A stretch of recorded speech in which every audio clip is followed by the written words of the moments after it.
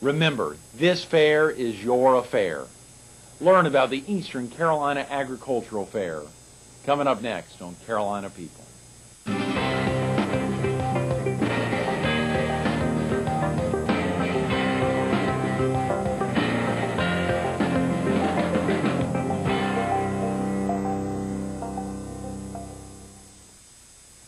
Good morning. Welcome to Carolina People. This morning we're at Francis Marion University. We're focused on the Eastern Carolina Agricultural Fair, which kicks off next Monday and runs through the following Saturday. And we're visiting with MP Nolan, the chairman of the Florence City County Agricultural Commission. Good morning, MP. Thank you so much for being with us this morning. Delighted to see you. So exciting to get you and Jess Adams in this morning to think about all your years involved with the commission and obviously putting on the Eastern Carolina Agricultural Fair. This is a big deal. Yes, it is. It's a big county event. Eastern, regional, really, more than county. Mm-hmm. Yeah. A big regional event. Yes, absolutely. Yeah. Where are you from originally, MP? I grew up in Marlborough County in South Carolina. Yeah, close at hand. Yeah. What was that like growing up in Marlborough County? Wonderful. Of course, I was a regular farm boy, did all the hard things that farmers had to do back in those days. Yeah. Share real quick with the viewers about the Florence City County Agricultural Commission and its relationship to the Eastern Carolina Agricultural Fair. Well, the commission was formed as a legislative act of South Carolina legislation in 1950. And the Eastern Carolina Fair has been a part of the activities of the commission since. Okay. So really, we sponsor the fair. It's our activity.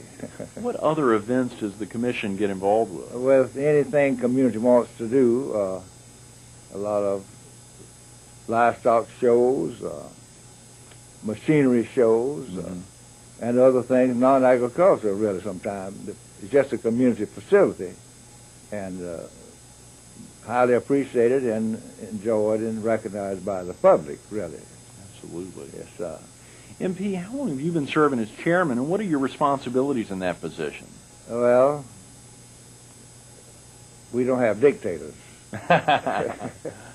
It's chairman, and we work very harmoniously together and have a lovely group of men on the commission, and we're all appointees of entities of the area.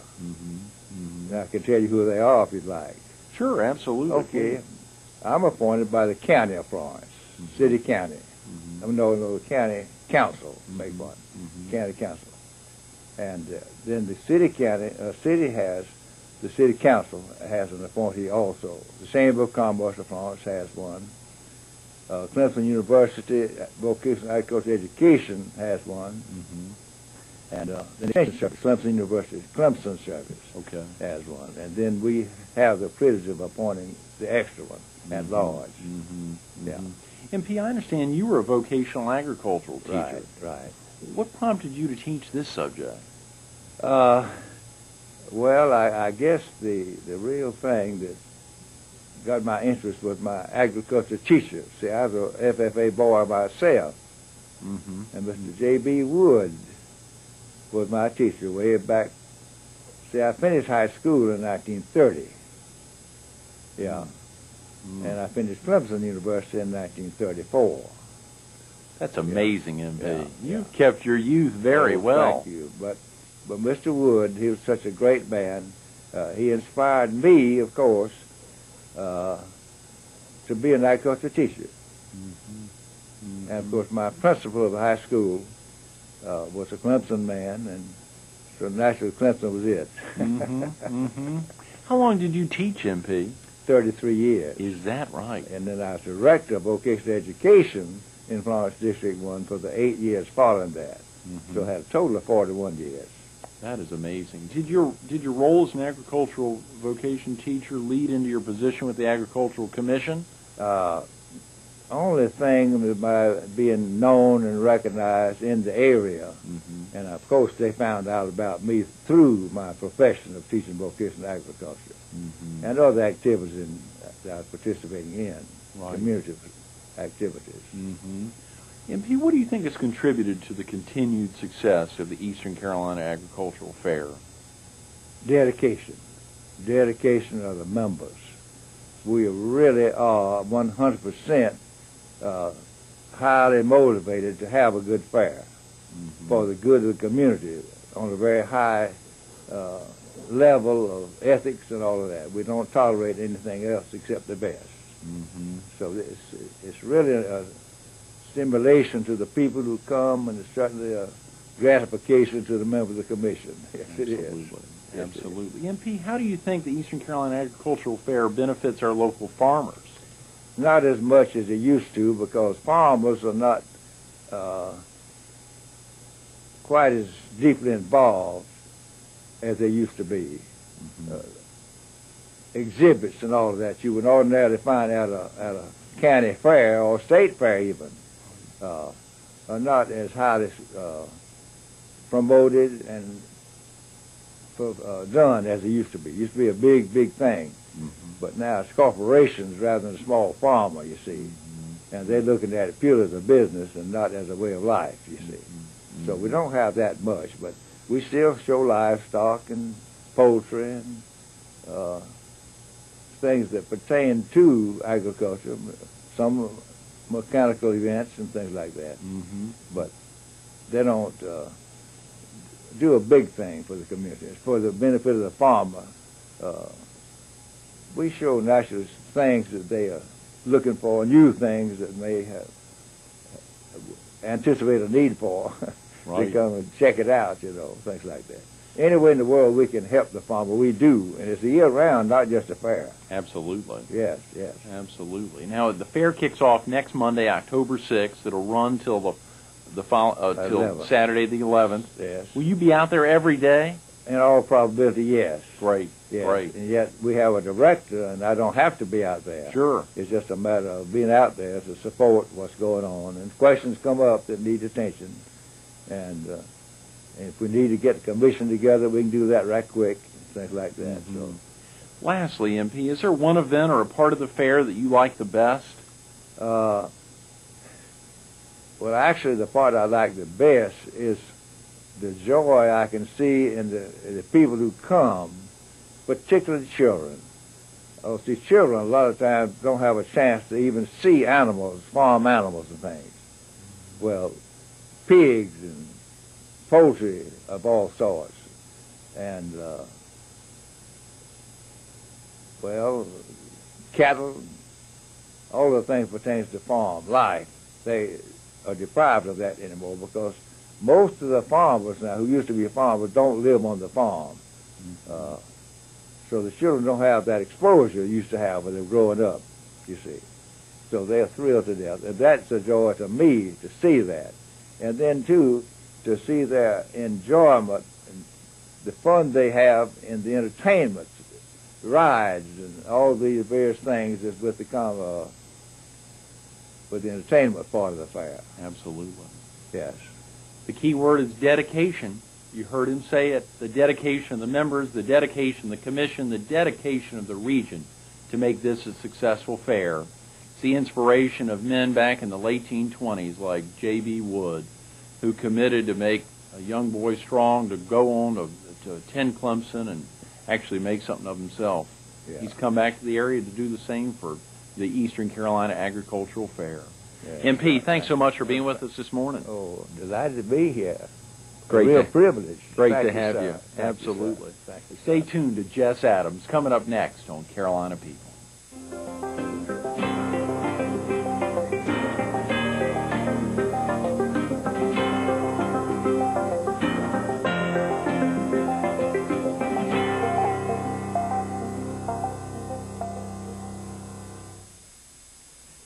Good morning.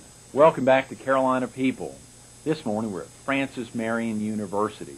We're focused on the Eastern Carolina Agricultural Fair, which kicks off next Monday, and we're visiting with Jess Adams, the Regional Director for the PD Clemson University Extension Service. Good morning, Jess. Good morning. Thanks so much for being with us this morning and following MP Nolan, who's such a special guest. So many years he's been heading up the city-county agricultural committee. It's amazing. Yes, it is. He's very dedicated to the fair. He's a special guy. He sure is. Jess, about yourself, where are you from originally? Well, I'm a PD native. I grew up in over in Marlboro County. Went to McCall High School, graduated from Clemson after graduating in animal science. In animal science? Your Yes. major was Came back to the PD, and I've worked in the PD region since then with the Extension Service. Immediately following graduation? You Well, went? not exactly, but it was about 3 or 4 years I worked on the farm that was nearby. I worked for a guy that had a very large row crop operation over there, and then I came to work for the Extension Service. How did you become involved in working with the Extension Service? Well, that's a good question. My family had a lot of close ties to 4-H coming up, and my sisters were, well, one of my sisters was a national winner in 4-H, and I always felt like Extension provided a lot of the educational opportunities for the people in the community. And so I had a lot of interest that way, and I had a strong interest in livestock. And having graduated in animal science, I felt like it was an excellent opportunity to improve my skills and also to work with the producers in the counties. Jess, will you talk real quick for viewers, and MP and I didn't talk about this earlier, for viewers who may not be familiar with 4-H, what exactly is 4-H? 4-H is a youth program that actually comes under USDA. It's nationwide, well, actually worldwide almost, I would say, and it provides educational opportunities for youth in a whole, you can't imagine the number of project areas that a youth can participate. A lot of people think it's just for farm kids. Originally it started out as corn clubs and tomato clubs, that kind of thing. But the emphasis now, a lot of times, is more away from, still having some of the farm projects like we have at the fair, but doing projects in leadership, health, community development, whole vast number of areas. Water quality, this past year we had a 4-H pontoon classrooms camp, and we had a lot of mini camps involved in 4-H too. So it's a very much a learning opportunity for the youth. Great. Well, I'm glad you explained that for folks who may not be familiar with it, either their schools or... In all that honesty, we have more urban kids actually participating in 4-H than we do rural kids now. That's wonderful. 4-H is basically in every county in the United States with the county extension office, which the county extension offices basically are in every county in the United States for people to come in and get educational information on whatever various topics that they might have concerns with, whether it be around the home for lawn and garden, or whether it be farm questions. It's just a vast array of topics that we try to assist people with. And when you say the county extension office, does that mean in every state, let's say in North Carolina where there are 100 counties, are the 100 counties associated with a particular university, or would the county offices, here the 46 counties in South Carolina, all be associated with Clemson? Yeah, all the counties in South Carolina be associated with Clemson. In North Carolina, they would be associated with Land Grant College. Basically, the county extension offices are with the land grant colleges in each one of the states in the United States. That's good to know. So, in Georgia's the land grant college down there. So all of the counties would be associated with those counties. That's fascinating. Well, I'm glad you explained that. Obviously, starting with the Extension Service only a few years out of school, did you work as an extension agent initially? Yes, with the Extension Service. I came on as an agent. I worked in Chesterfield County for 4 years up there, and really gained a lot of experience working with the producers up in Chesterfield. And from there, I became an area livestock agent, and I started working Florence and Williamsburg counties, and I also worked in Darlington and Lee counties. Okay. share with viewers a little bit about the Extension Service's relationship with the Florence City County Agricultural Commission and the Eastern Carolina Agricultural Fair? We work very closely with the fairs across the state, okay, especially in their contests. We have a kind of a special relationship with the Eastern Carolina Fair. They really support the youth programs in this. We have various areas that they can compete in, from clothing to preserving foods to artwork, and even we have a livestock side of it, which we give out a feeder pig in July, and the youth, they can grow those animals out until fair time, and then they bring it back to the fair. And the fair has been very supportive in this, because they have put a good bit of funds into this, because they really try to make it an opportunity for the youth to take and learn out of it. They take and give, they buy the animals for the kids, so that we're basically off on an equal footing, and then charge them a small amount, just to, make it, to have them make a commitment to the project. We also do this with goats, which is basically the same project. It's really a learning experience for the youth. But it's a short-term project. That's one thing we like about these market animal projects, because basically 3 months or so that the kids have the animals, and then they're able to get out of that project, so the family's not committed to a real long-term project. Now, if the family wanted to continue the project, they could continue the project either with that animal or start a new animal in the project. So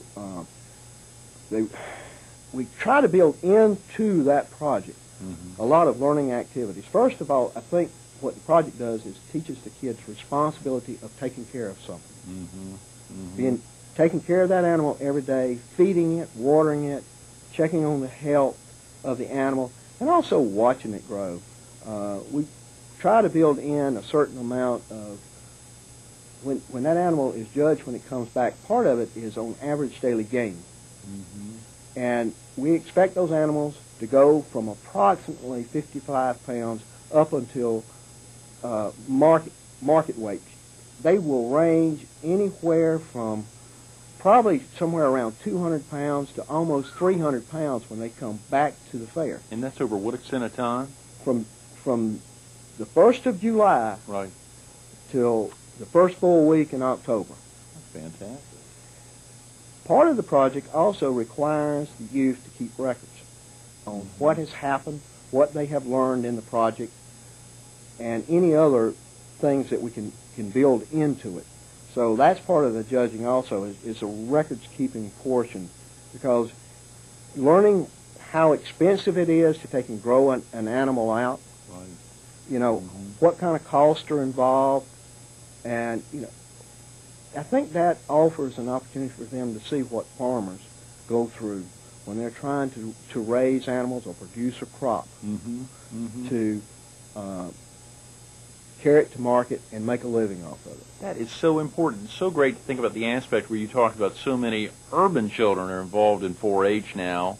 They probably get involved in county fairs, but the Eastern Carolina Agricultural Fair serving so many counties and really being focused on such a large geographic area and getting folks in from adjacent states, obviously Robinson, Scotland, Columbus counties, probably a lot of those folks come over, albeit not involved in that program.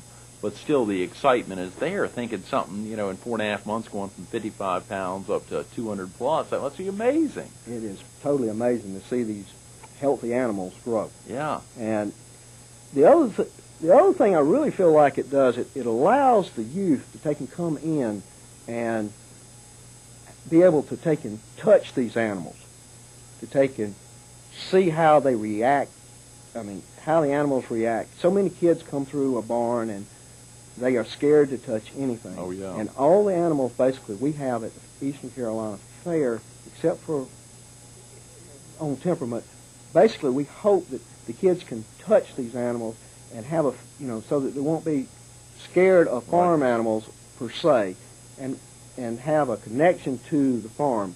We have a lot of youth that I think these projects offer an opportunity for the youth that are actually living in rural areas, which they might still, families might work in town, to participate in these projects and have that farm experience.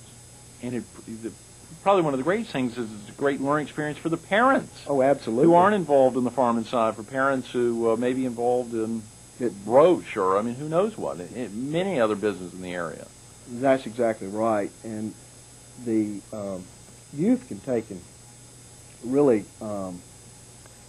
find a way that they can build on this. We've had some youth that have become interested in this project that will actually go on to graduate in animal science or go to vet school or whatever. It builds a career opportunity for them. It is amazing when you think about responsibility. We think of folks in Horry County or here in the PD. There's Bob Brooks, who went off to Clemson and then has gone and done great things, starting with a similar background. Folks here in the PD that have gone on, and folks who stay in the area is the great thing, to enable them to recognize the strength in the area of just being involved. But I think about the extent for parents, probably the excitement's as exciting as anyone, watching their child grow, watching the animal grow. John Albrecht, I think it was with us last year. Is it John who gave us such a great, is that right? Yeah. Gave us such a great treatment on the experience of the swine, and he was with the extension so many years, I know. Well, we've only got about 5 minutes, Jess, and I've got so many more questions I wanted to ask. But real quick, as a regional director, which you serve a very large area, 10 counties, I believe. Which counties are under your direction, if you don't mind me asking? Well, I hope I don't forget one. We've just had a reorganization, so I cover all the PD counties except the coastal counties, the Horry, Georgetown, Berkeley kind of area. Let's see, we'll start off at Chesterfield, Marburg, Dillon, Marion, come over to Williamsburg, Florence, Darlington, Lee, and then Sumter, and over to Clarington counties. And I hope I mentioned Williamsburg in there too. You did. Can you tell us about some of the programs available from the Extension Service? Is it basically focused on agriculture, or is it more extensive than that? No, it's a lot of programs. We have a horticulturalist in our office, and he works with the Master Gardening Program. We have a very extensive program that is a 13-week course that people can participate in, and that. We also have people that family and consumer science group that work with homemakers or families, and they can work in a whole vast area from nutrition to building family strengths to assistant and financial assistance. We have some programs where we work on financial assistance with farmers and even homeowners, and I mean, people that have their homes. We have the expanded food and nutrition program, which works with low-income people on nutrition. And there's another federal program. FNF is a federal program, but the LINK program, which is linkages in nutrition and communities. Right. Well, linkages in improving nutrition and communities. And that works with the younger group and the older group on nutrition, basically. So that is one of the major areas in the PD that we have a lot of health issues with, is on nutrition, from diabetes to obesity and some of these others. We want to have those programs. We've had those programs a long time to work with these families. But how do local farmers benefit from participating in the agricultural fair? The Eastern Carolina Fair has kind of shifted more towards the youth groups participating in that. We try to keep that agricultural theme in there to educate the general public about the agriculture in the PD, because this is a major part of our economy in the PD. And we have several areas that they can participate. They can also come out and see some of these animals, these what's being produced, because it's amazing the quality of the animals that's actually being produced in the way of hogs. It's really changed a lot in the last few years. I bet it's been exciting, not only for the kids and the parents, but also for you and the other extension folks and the farmers who come on a regular basis. It must be very exciting to see that. Real quick, Jess, what happens to the livestock after the fair is over? Well, we have a couple of options. This year, because of dating conflicts, the state fair actually comes before the Eastern Carolina Fair, one day on the market stage. So some of these animals will actually go to the state fair, and the next day they'll come back down here and be exhibited the rest of the week at the Eastern Carolina Fair. That's with the market hogs, and the goats will go on later to participate in the market thing. But this is a terminal project. The family can either keep these animals, Right, or we will market it for them. And then when that happens, any of the proceeds from that go to the youth.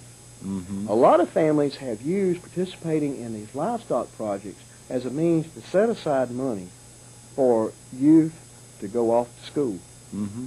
Mm-hmm. And if they participated in a lot of these fairs, across the PD or in the state, some of them have a little bit of a nest egg when it comes time to start talking about going off to school. Many, many years with the Extension Service. It's amazing to think, having seen the children grow, watch their parents grow, but watching those animals grow. And for so many years, the Eastern Carolina Agricultural Fair has had an impact in growing the area and growing the children and other folks involved. Jess, thanks so much for being with us this morning. Thank you for the opportunity. Absolutely. Stay tuned to more Carolina People coming up next.